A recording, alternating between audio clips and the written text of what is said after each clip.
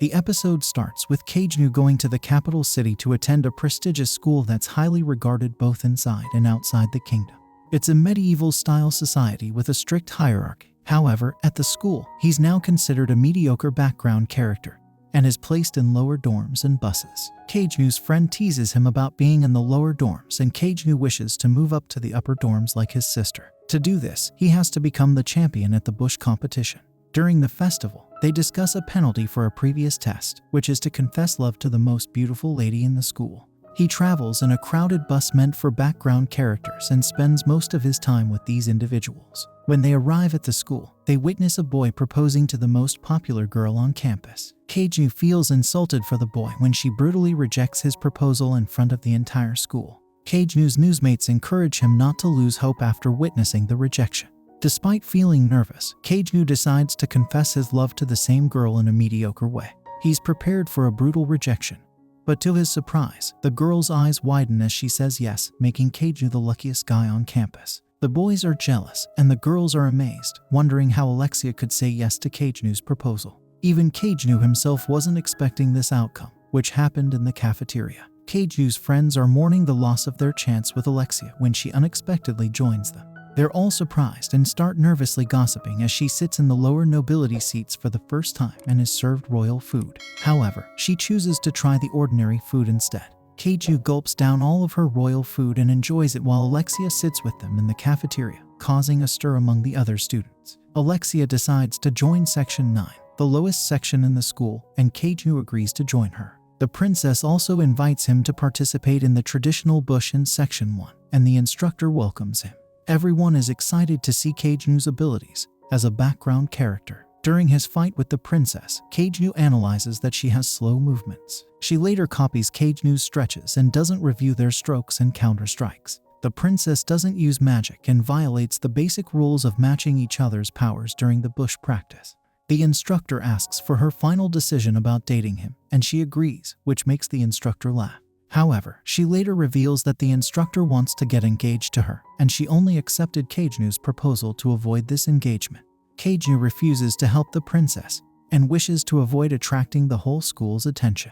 He has no other option but to accept the offer, with the plan to stop after the instructor loses interest in the princess. Keiju looks unhappy because he knows that he won't be able to give up easily. He doesn't see the ending positively, but the princess assures him that she will take responsibility for whatever happens. She threw a shiny coin onto the floor, and he asked if she thought he was greedy. She answered yes and then threw another coin.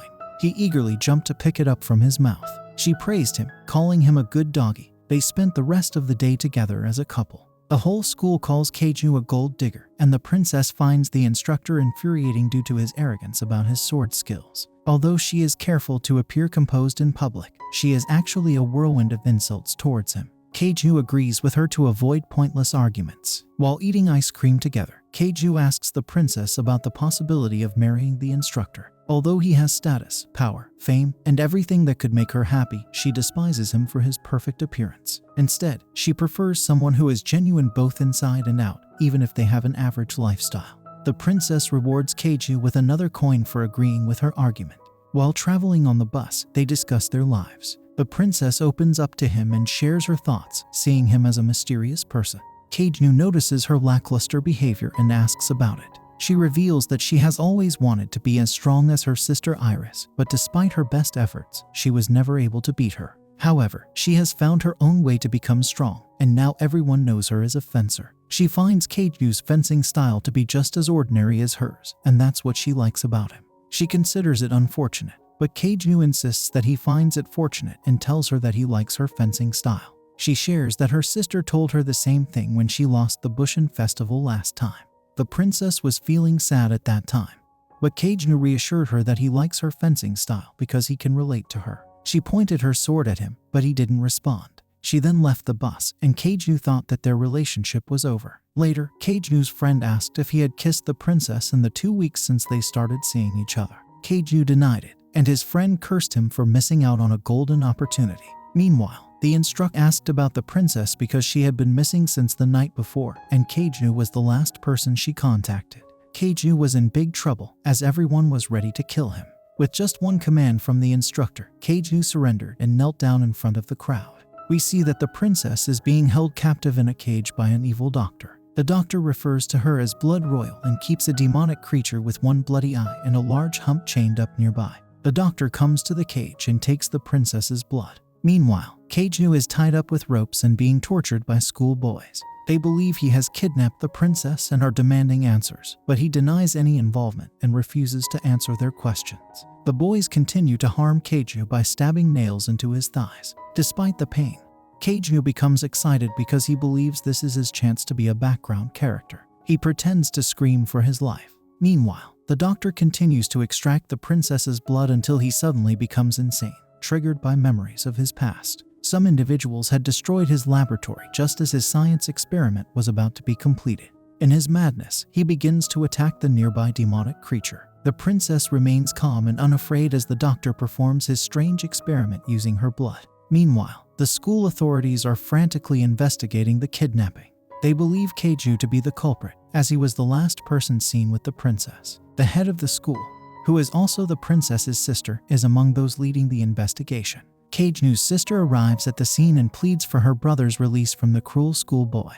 Although Alexia and her sister were once close friends, they no longer speak to each other. Alexia reminisces about their past memories together. Eventually, Kaiju is released without any charges against him. As he makes his way home, he encounters a suspicious girl, who turned out to be Alpha. She is waiting for Kaiju in his apartment with food. Upon hearing that Kaiju is in trouble, Alpha visits him and informs him that the Eminence of Shadows has been successful in improving their abilities. They are currently investigating the cult, which they believe is responsible for the princess's kidnapping due to their desire for royal blood. Alpha requests permission to dispose of the boys who had investigated Kaiju, but he declines as he doesn't want to harm them and appreciates their dedication to their work. Meanwhile, the princess is in a terrible condition, with syringes all over her body, causing her to be in and out of consciousness. Kaiju is surrounded by antique items and leaves a final letter as a finishing touch. Delta enters and informs him that the Night of Shadows has arrived, and they plan to attack all the Fenner sect hideouts while the Shadow Army scours the capital for any traces of the princess's magical presence. As Delta narrates the plan of the Eminence of Shadows, Kaiju decides to make his grand entrance. Tonight, the world will know their power. As he walks through the streets, two schoolboys from the investigating team attack him.